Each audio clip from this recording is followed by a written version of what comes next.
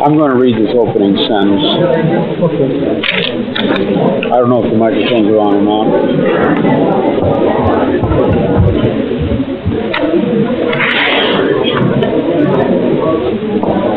Are the microphones on?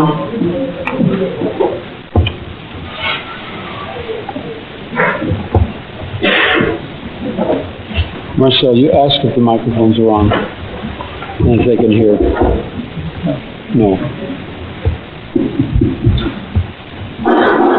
It's okay. It's okay.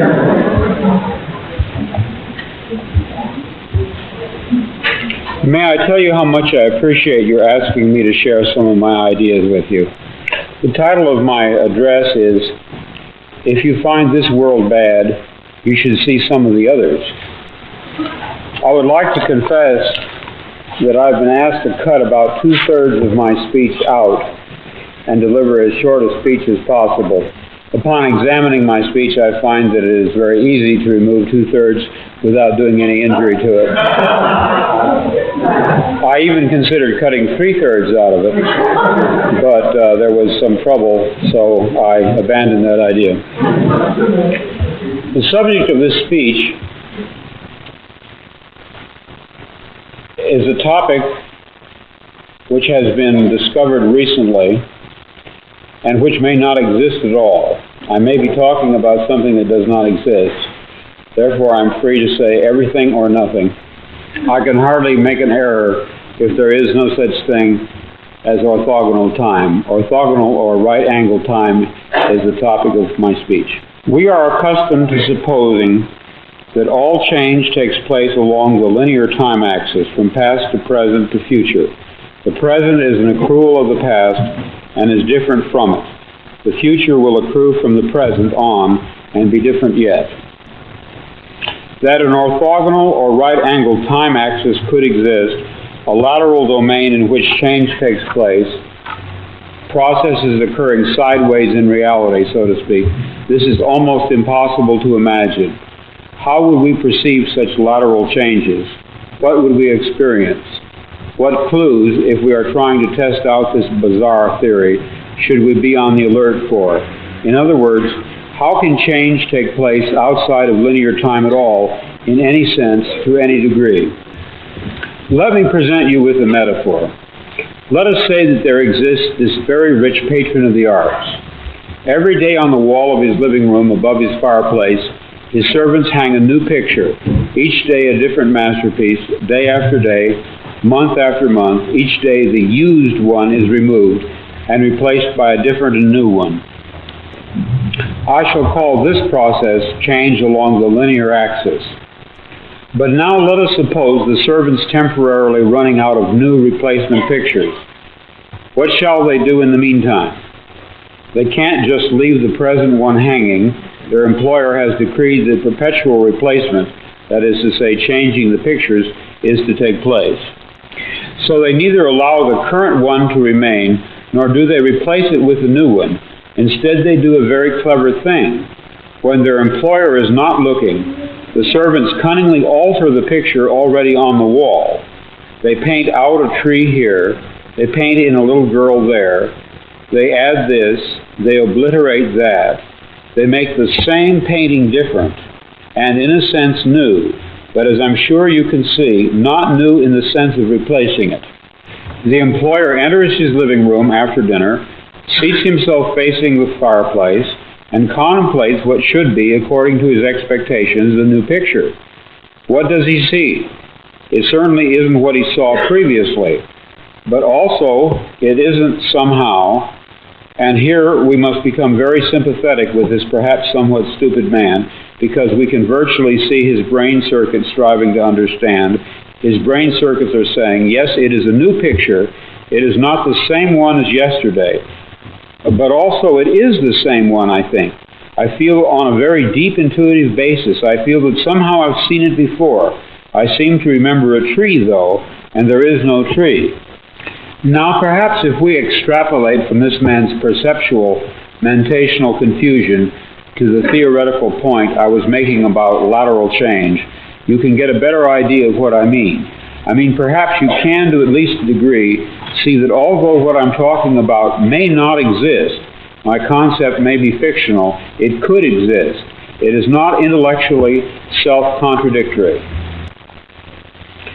Contemplating this possibility of a lateral arrangement of worlds, a plurality of overlapping Earths along whose linking axis a person can somehow move, can travel in a mysterious way from worse to fair to good to excellent, contemplating this in theological terms, perhaps we could say that herewith we suddenly decipher the elliptical utterances which Christ expressed regarding the kingdom of God, specifically where it is located.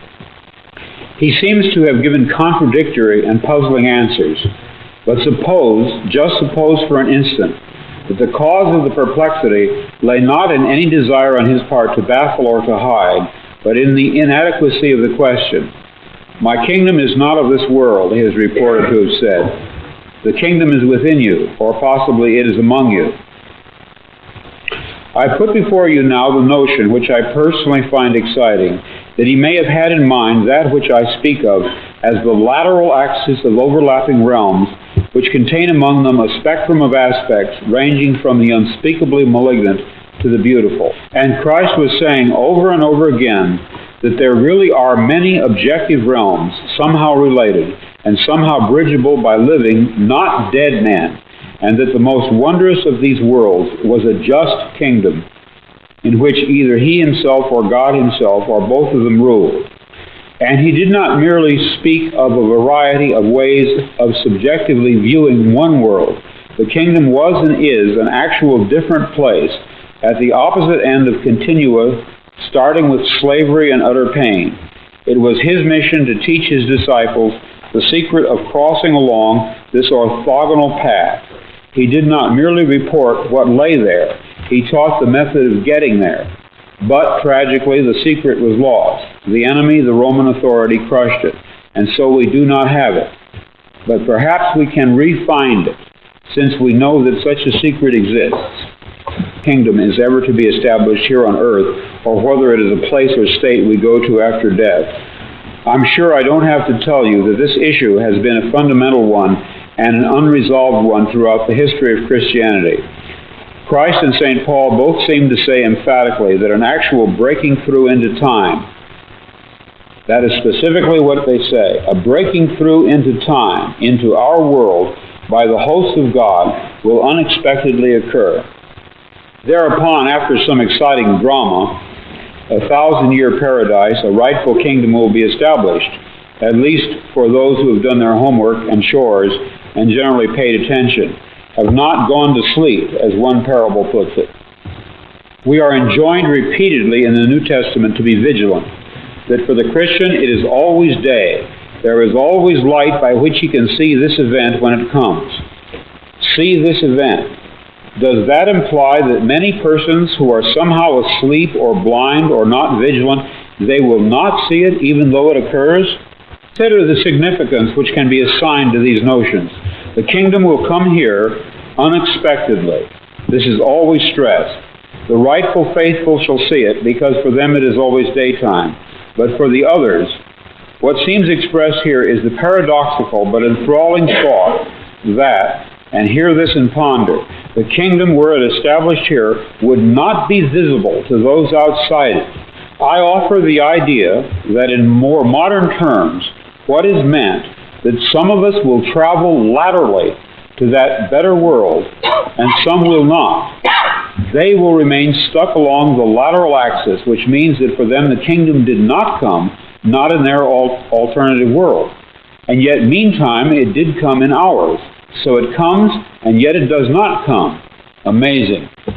If you have followed my conjectures about the overlapping of these alternate worlds, and you sense as I do the possibility that if there are 3 or 4 or 2, there may be 30 or 3,000 of them, and that some of us live in this one, others of us in another one, others in others, and that events on one track cannot be perceived by persons not in that track, well, let me say what I want to say and be done with it.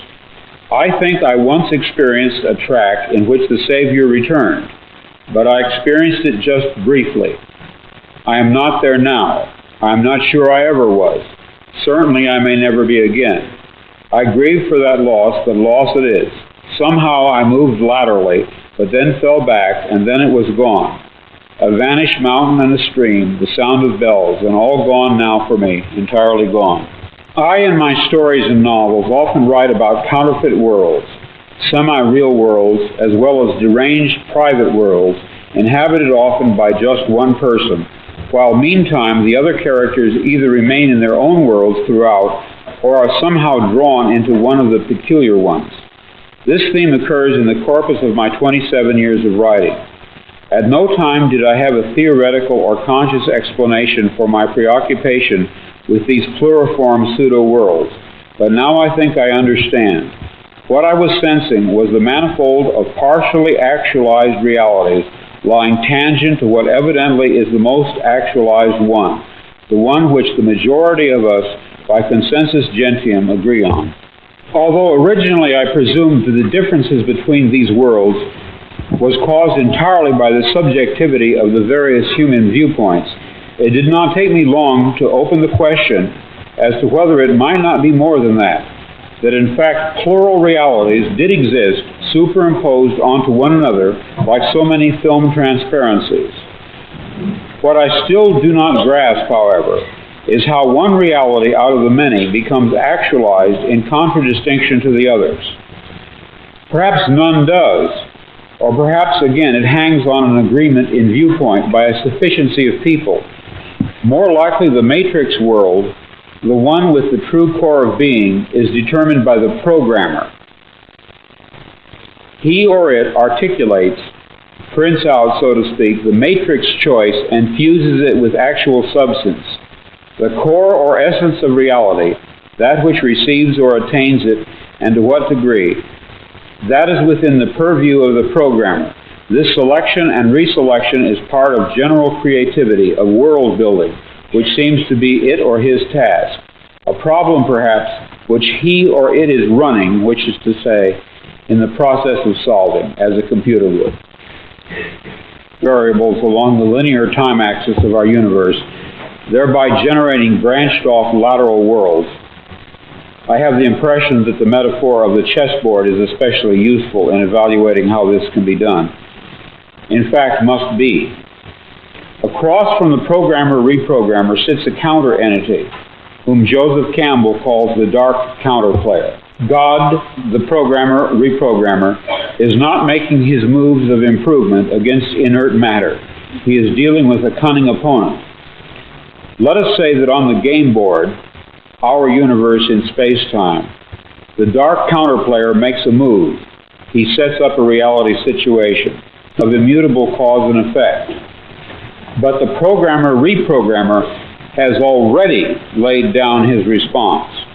It has already happened, these moves on his part. The printout, which we undergo as historic events, passes through stages of a dialectical interaction, thesis and antithesis, as the forces of the two players mingle. Evidently, some syntheses fall to the dark counterplayer, and yet they do not, by virtue of the fact that in advance our great advocate selected variables, the alternation of which brings final victory to him. In winning each sequence in turn, he claims some of us, we who participate in the sequence. This is why instinctively people pray, Libera me Domine, which decodes to mean, extricate me, programmer, as you achieve one victory after another. Include me in that triumph. Move me along the lateral axis so that I am not left out. Sense as being left out means nothing other than remaining under the jurisdiction of or falling prey to the malignant power. But that malignant power, for all its guile, has already lost even as it wins. For in some way the counterplayer is blind, and so the programmer-reprogrammer possesses an advantage. I submit to you that such alterations, the creation or selection of such so-called alternative presence, is continually taking place. The very fact that we can conceptually deal with this notion that is, entertain it as an idea, is the first step in discerning such processes themselves. But I doubt if we will ever be able in any real fashion to demonstrate, to scientifically prove that such lateral change processes do occur. Probably all we would have to go on would be vestiges of memory, fleeting impressions, dreams, nebulous intuitions that somehow things had been different in some way, and not long ago, but now. We might reflexively reach for a light switch in the bathroom only to discover that it always had been, in another place entirely. We might reach for the air vent in our car where there was no air vent, a reflex left over from a previous present, still active at a subcortical level. We might dream of people and places we had never seen as vividly as if we had seen them and actually known them. But we would not know what to make of this, assuming we took time to ponder it at all. One very pronounced impression would probably occur to us, to many of us, again and again, and always without explanation. The acute, absolute sensation that we had done once before, what we were just about to do now, that we, so to speak, lived in a particular moment or situation previously. But in what sense could it be called previously, since only the present, not the past, was evidently involved? We would have the overwhelming impression that we were reliving the present, déjà vu, perhaps in precisely the same way, hearing the same words, saying the same words. I submit that these impressions are valid and significant, and I will even say this: such an impression is a clue that at some past time point a variable was changed, reprogrammed as it were, and that because of this an alternative world branched off, became actualized instead of the prior one, and that in fact, in literal fact, we are once more living this particular segment of linear time. A breaching, a tinkering, a change had been made, but not in our present, had been made in our past. Evidently, such an alteration would have a peculiar effect on those persons involved. They would, so to speak, be moved back one square or several squares on the board game which constitutes our reality. Conceivably, this could happen any number of times, affecting any number of people, as alternative variables were reprogrammed. We would have to live out each reprogramming along the subsequent linear time axis, but to the programmer, whom we call God, to him the results of the programming would be apparent at once. We are within time, and he is not. I wish to ad lib. We are living in a computer-programmed reality, and the only clue we have to it is when some variable is changed and some alteration in our reality occurs. This, too, might account for the sensation people get of having lived past lives. They may well have, but not in the past. Previous lives, rather, in the present, in perhaps an unending repeated and repeated present, like a great clock dial in which grand clock hands sweep out the same circumference forever, with all of us carried along unknowingly, yet dimly suspecting. Since at the resolution of every encounter of thesis and antithesis between the dark counterplayer and the divine programmer, a new synthesis is struck off, and since it is possible that each time this happens a lateral world may be generated, and since I conceive that each synthesis or resolution is to some degree a victory by the programmer, each struck-off world in sequence must be an improvement upon not just the prior one, but an improvement upon all the latent or merely possible outcomes. It is a better world, but in no sense perfect, which is to say final. It is merely an improved stage within a process. What I envision clearly is that the programmer is perpetually using the antecedent universe as a gigantic stockpile for each new synthesis, the antecedent universe then possessing the aspect of chaos, or anomie, in relation to an emerging new cosmos. Therefore, the endless process of sequential struck-off alternate worlds emerging and being infused with actualization is negentropic in some way that we cannot see.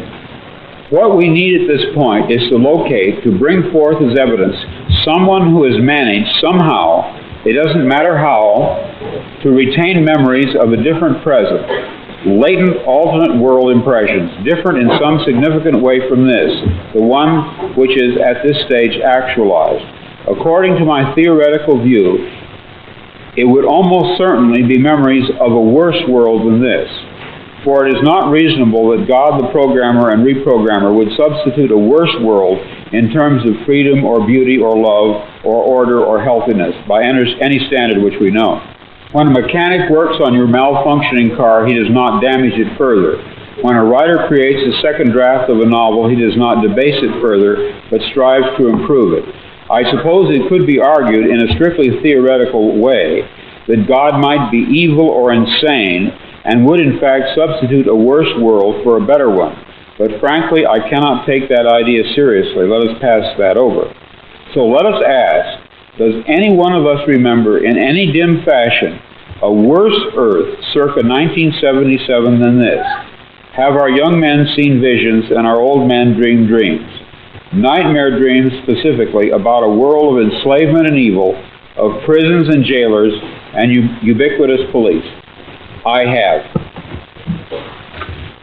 I wrote out these dreams in novel after novel, story after story. To name two in which this prior ugly present obtained most clearly, I cite The Man in the High Castle and my 1974 novel about the U.S. as a police state, called Flow My Tears, the Policeman Said. I'm going to be very candid with you. I wrote both novels based on fragmentary residual memories of such a horrid slave state world. Or perhaps the term world is the wrong one, and I should say United States, since in both novels I was writing about my own country. I can even tell you what caused me to remember. In late February of 1974, I was given sodium pentothal for the extraction of impacted wisdom teeth. Later that day, back home again, but still deeply under the influence of the sodium pentothal, I had a short, acute flash of recovered memory. In one instant, I caught it all, but immediately rejected it. Rejected it, however, with the realization that what I had retrieved in the way of varied memories was authentic. Then, in mid-March, a month later, the total body of memories, intact and entire, began to return. You are free to believe me or to disbelieve, but please take my word on it that I am not joking. This is very serious, a matter of importance. I am sure that at the very least you will agree that for me even to claim this is in itself amazing. People claim to remember past lives. I claim to remember a different, very different present life. I know of no one who has ever made this claim before, but I rather suspect that my experience is not unique. What perhaps is unique is the fact that I am willing to talk about it. If you have followed me this far, I would like you to be kind enough to go a little further with me. I would like to share with you something I knew that is retrieved along with the blocked off memories. In March of 1974, the reprogrammed variables tinkered with back at some earlier date, probably in the late 40s. In March of 1974, the payoff, the results, of at least one and possibly more of the reprogrammed variables lying along the linear timeline of our past set in. What happened between March and August of 1974 was the result of at least one reprogrammed variable laid down perhaps 30 years before, setting into motion a thread of change which culminated in what I am sure you will admit was a spectacularly important and unique historical event, the forced removal from office of a President of the United States, Richard Nixon, as well as all those associated with him. In the alternative world which I remembered, the civil rights movements, the anti-war movements of the 60s had failed, and evidently, in the mid-70s, Nixon was not removed from power. That which deposed him, if anything indeed existed that did oppose him or could oppose him, was inadequate. Therefore, one or more factors tending toward that destruction of the entrenched tyrannical power had retroactively to us come to be introduced. The scales, 30 years later, it had been 2,000 years ago at its inception. It was regarded as subversive and revolutionary, and let me add, this appraisal by the police authorities was correct. It took me almost 2 weeks after the return of my memories of my life in Track A to rid myself of the overpowering impression that all references to Christ, all sacerdotal acts, had to be veiled in absolute secrecy. But historically, this fits the pattern of a fascist takeover, especially those along Nazi lines. I also would like to tell you, if you have followed me this far, to accept my statement about my other memories under the sodium pentothal which returned. That world was a prison. It was dreadful. We overthrew it, just as we overthrew the Nixon tyranny, but it was far more cruel, incredibly so, and there was a great battle and loss of life. It was in February of 1974 that my blocked-off memories of Track A returned, and it was in February of 1974 that my novel, Flow My Tears, the Policeman Said, was released finally after two years' delay. It was almost as if the release of the novel, which had been delayed so long, meant that in a certain sense it was all right for me to remember. That is, to remember that the book was not fiction. The book was based on subliminal memories which I had of such a world. But perhaps until the book was actually released, it was better that I did not remember. Why that would be, I do not know. But I have the impression that the memories were not to come to the surface until the material had been published very sincerely on the author's part as what he believed to be fiction. Perhaps, had I known, I would have been too frightened to write the novel. As it was, I was very frightened anyway. There was something about the novel that frightened me a great deal. Or perhaps I would have just shot off my mouth and told everybody and somehow interfered with the effectiveness of that book and such other books of mine as Man in the High Castle, which were also based on residual memories. The effectiveness of those novels might have been impaired. I do not even claim there was an intended effectiveness. Perhaps there was none at all. But if there was one, and I repeat the word if emphatically, it was almost certainly to stir subliminal memories in readers back to dim life. Not a conscious life, not an entering consciousness, as in my own case, but to recall to them on a deep and profound, albeit unconscious level, what a police tyranny is like, and how vital it is, now or then, at any time, along any time track, in any world, to defeat it. In March of 1974, the really crucial moves to depose Nixon were beginning. In August, 5 months later, they proved successful. It seems to me that in many ways, ideas have a life of their own. They appear to seize on people and make use of them. The idea which seized me 27 years ago and never let go of me is this. Any society in which people meddle in other people's business is not a good society, and a state in which the government, quote, knows more about you than you know about yourself, as it is expressed in my novel Flow My Tears, the Policeman Said, is a state which must be overthrown. It may be a theocracy, a fascist corporate state, or reactionary monopolistic capitalism, or centralistic socialism. That aspect does not matter. And I am saying not merely it can happen here, meaning the United States, but rather it did happen here, meaning the United States. I remember I was one of the secret Christians who fought it, and at least to some extent helped overthrow it. And I am very proud of that, proud of myself in Time Track A. When I use the word Christian there, I do not mean Christians as they are now. I mean Christians as they were, say, 2,000 years ago, enemies of a powerful empire. When I saw Star Wars this morning, I thought to myself, déjà vu. There is, unfortunately, for me, a somber intimation which accompanies my pride in the work that I did in that alternate earth. I think that in that previous world, I did not live past March of 1974. In this track here, which I will call track B, we fought a much lighter tyranny, a far stupider one. Or perhaps we had assistance, the anterior reprogramming of one or more historical variables came to our rescue. Sometimes I think, and this is of course pure speculation, a happy fantasy of my soul, that because of what we accomplished there, or anyhow attempted to and very bravely, we who were directly involved were allowed to live on here, past the terminal point which brought us down in that other worse world. It is a sort of miraculous kindness. This gracious gift serves to delineate for us, for me at least, some aspects of the programming. It causes me to comprehend him after a fashion. I think we cannot know what he is, but we can experience his functioning, and so can ask, what does he resemble? Not what is he, but rather what is he like? First and foremost, he controls the objects, processes, and events in our space-time world. This is, for us, the primary aspect, although intrinsically he may possess aspects of greater magnitude, but of less applicability to us. I have spoken of myself as a reprogrammed variable, and I have spoken of him as the programmer and reprogrammer.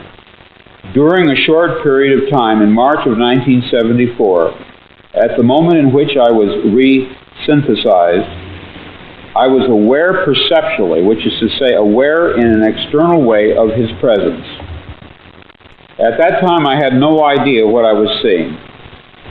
It resembled nothing that I had ever heard described. It resembled plasmic energy. It had colors. It moved fast. It collected and then dispersed.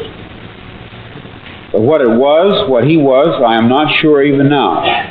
Except I can tell you that he had simulated normal objects and their processes so as to copy them, and in such an artful way as to make himself invisible within them. As the Vedantas put it, he is the fire within the flint, the razor within the razor case. Later research showed me that in terms of group cultural experience, the name Brahman has been given to this omnipresent, immanent entity. One thing I really want you to know. I am aware that the claims I am making, claims of having retrieved buried memories of an alternate present and to have perceived the agency responsible for arranging that alternation, these claims can neither be proved nor can they be even made to sound rational in the usual sense of the word. It has taken me over 3 years to reach the point where I am willing to tell anyone but my closest friends about my experience beginning back at the vernal equinox of 1974. One of the reasons motivating me to speak about it publicly at last, to openly make this claim, is a recent encounter I have undergone, which, by the way, bears a strange resemblance to Hawthorne Abinson's experience in my novel The Man in the High Castle with the woman Juliana Frink. Juliana read Abinson's book about a world in which Germany and Japan and Italy. Now this is a little difficult if you haven't read the book, but he wrote a novel in which Germany, Italy, and Japan lost World War II, and he was living in a world in which they had won World War II. Juliana read Abinson's book about a world in which the Axis lost, and she felt she should tell him what she comprehended about the book. In other words, that his novel was true. Now, this final scene in Man in the High Castle has been the source for a similar scene in my later story, Faith of Our Fathers, where the girl Tanya Lee shows up and acquaints the protagonist with the actual reality situation, which is to say that much of his world is delusional and purposefully so. In other words, it's a common theme in my writing that a dark-haired girl shows up at the door of the protagonist and tells him that his world is delusional, that there's something false about it. Now, in Man in the High Castle, the situation is ironically reversed. The girl that comes to the door tells an author that his book of fiction is true. For several years, I have had the feeling, a growing feeling, that one day a woman who would be a complete stranger to me would contact me and tell me that she had some information to impart to me, and then she would appear at my door just as Juliana appeared at Hawthorne Abinson's door, and that forthwith, in the gravest possible way, she would tell me exactly what Juliana told Abinson, and that is that my book, like his, was in a certain real, literal, and physical sense not fiction but the truth. Well, this did finally happen to me. I even knew that her hair would be black. I had an actual complete sense of what she would look like and what she would say. Door. And I'm speaking of a woman who had systematically read every single novel of mine, which is more than 30 novels, as well as many of my stories. She did appear. She was a total stranger, and she did inform me of this fact, that some of my fictional works were in a literal sense true. Now, I had posited in 1974, when my memories of this alternate world came back, that if these memories were authentic, that it was only a matter of time before a contact, a cautious, guarded probing by someone would occur, initiated by a person who had read my books and for one reason or another deduced the actual situation. I mean, knew what the significant information was which the books and stories carried. Now, this woman knew from my novels and stories which world I had experienced, which of the many.